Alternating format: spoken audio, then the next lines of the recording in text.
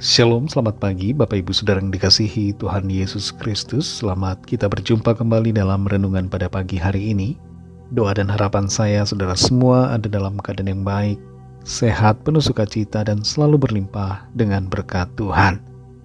Sebelum kita mendengarkan renungan firman Tuhan, mari kita berdoa. Bapa, dalam nama Tuhan Yesus Kristus, Tuhan dan Allah kami yang hidup, Tuhan yang selalu beserta dengan kami bersyukur kepadamu oleh karena berkat kemurahan-Mu. Kembali kami ada saat ini karena rencana Tuhan yang baik. Saat ini sebelum kami memulai aktivitas kami rindu dibekali dengan kebenaran firman-Mu. Urapi kami Roh Kudus supaya kami mengerti dan mentaati akan setiap kehendak-Mu. Dalam nama Tuhan Yesus kami berdoa. Haleluya. Amin. Saudara yang dikasihi Tuhan, ayat firman Tuhan saat ini terdapat dalam kitab Mazmur pasal 120 ayat 2 dan 3. Tertulis demikian.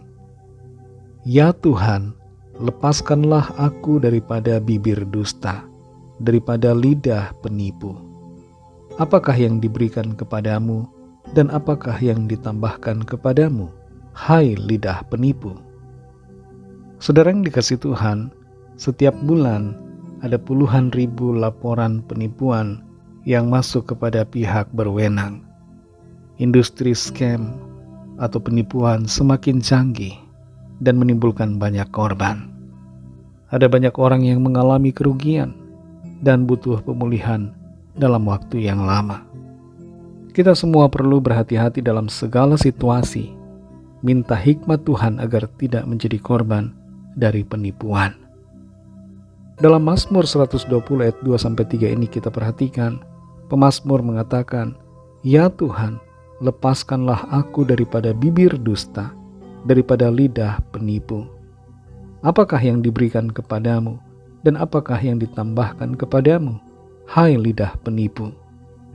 Mazmur 120 ini merupakan mazmur nyanyian ziarah, yaitu nyanyian yang dinaikkan ketika mereka berjalan menuju Yerusalem untuk beribadah kepada Tuhan.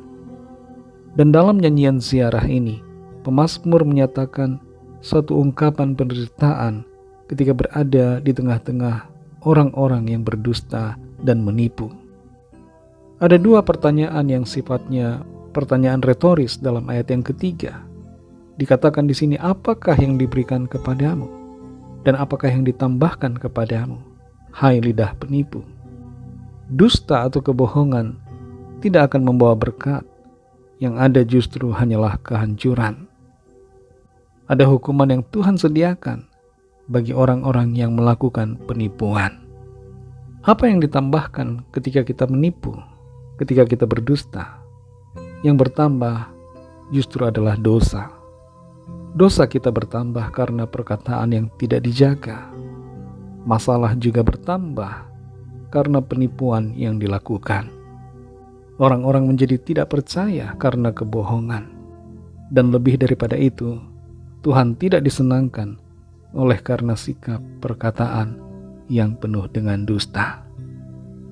Dalam Mazmur 34 ayat 13 dikatakan, jagalah lidahmu terhadap yang jahat dan bibirmu terhadap ucapan-ucapan yang menipu. Seringkali dikatakan lidah itu tidak bertulang. Maksudnya adalah lidah itu begitu lentur, mudah digerakkan, mudah mengucapkan apa saja, yang baik dan juga yang buruk. Perkataan manusia seringkali tidak bisa dipercaya. Lidah kelihatannya begitu lemah, tapi ternyata bisa sangat mematikan. Dari ucapan kita bisa membangun, dari ucapan juga kita bisa meruntuhkan.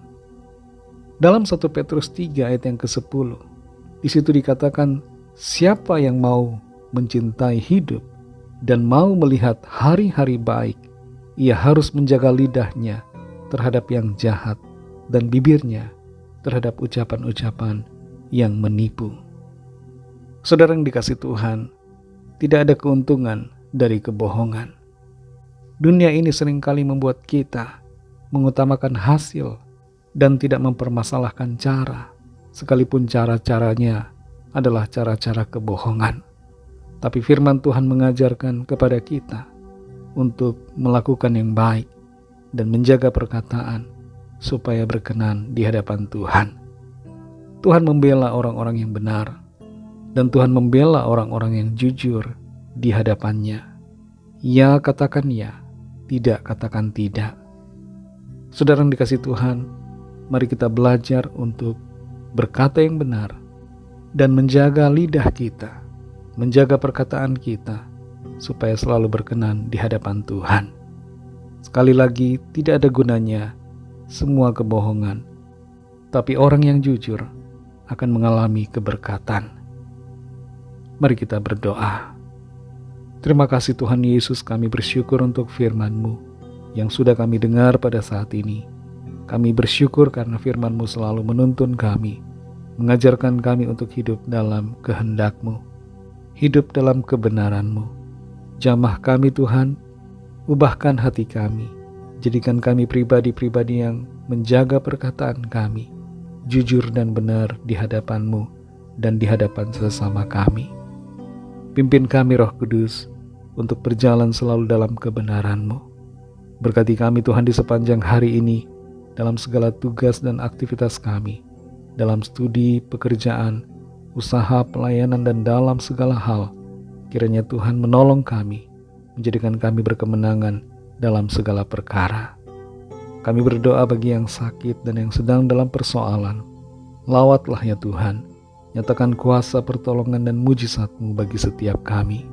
Lepaskan yang terikat terbelenggu dosa, kuatkan yang putus asa, bangkitkan kembali iman mereka, pulihkan hati yang kecewa, dan bangkitkan iman pengharapan kepada Tuhan. Kami serahkan semua ke dalam tangan kasih-Mu, dalam nama-Mu yang kudus, nama Tuhan Yesus Kristus, Tuhan dan Juru Selamat kami sudah berdoa dan mengucap syukur. Haleluya. Mari sama-sama kita berdoa, doa Bapa kami. Bapa kami yang di sorga, dikuduskanlah nama-Mu, datanglah kerajaan-Mu, jadilah kehendak-Mu di bumi seperti di sorga.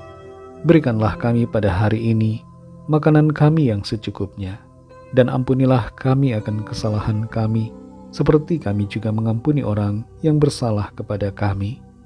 Dan janganlah membawa kami ke dalam pencobaan, tetapi lepaskanlah kami daripada yang jahat, karena Engkaulah yang punya kerajaan, dan kuasa dan kemuliaan, sampai selama-lamanya.